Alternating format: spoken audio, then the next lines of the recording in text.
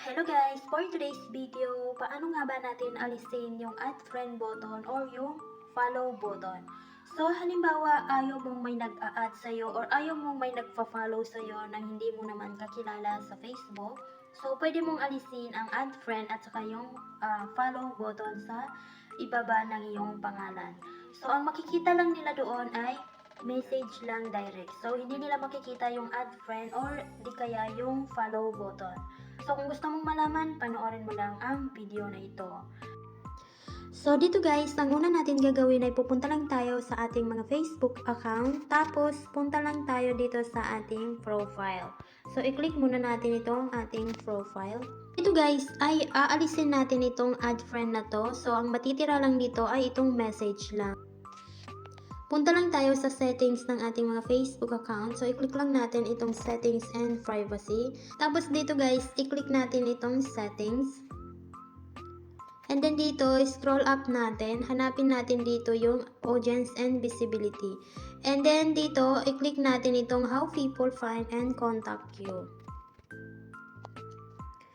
So, dito guys, meron kayong makikita ang your friends. So, may nakalagay dito na who can send you a friend request. So, ang nakalagay ay everyone. So, ang ibig sabihin ng everyone ay kahit sino ay pwedeng mag-add sa'yo. Kahit hindi mo kakilala, basta open sa Facebook ay pwedeng mag-add sa'yo. So, para hindi ka ma-add ng kahit na sino ay i-click mo lang itong friends of friends para matanggal yung add friend na yon sa ibaba ng iyong pangalan. So, ang susunod naman na gagawin natin guys ay i-back lang natin. Tapos, i-click natin ulit itong followers and public content. So, dito naman guys ay para naman ito sa follow button. Yung kanina is para sa add friend button. So, dito naman ay para naman sa follow button. So, kung makikita nyo ay naka-public dyan siya.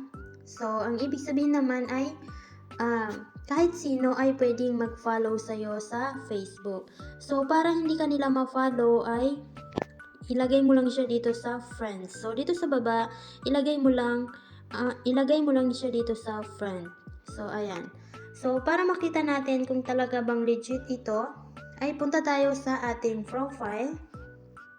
Tapos, i-click natin ulit yung 3 dots and then click natin ulit yung view as. So, ayan. So, kanina guys, nakita nyo na merong nakalagay dito na add friend. So, ngayon ay wala na yung add friend. So, ang nakalagay na lang ay message.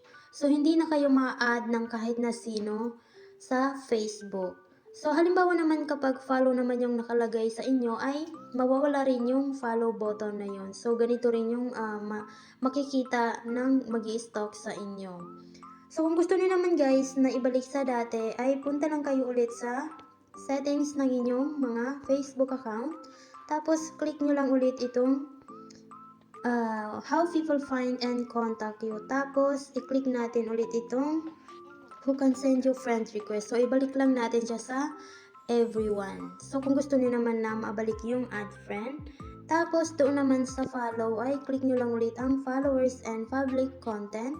Tapos, click nyo ulit ang public. So, ganun lang siya kadali guys. Sana may natutunan kayo sa video na ito at kung nagustuhan nyo ito ay paki-click lang ang like, share, comment, and follow. Thank you for watching.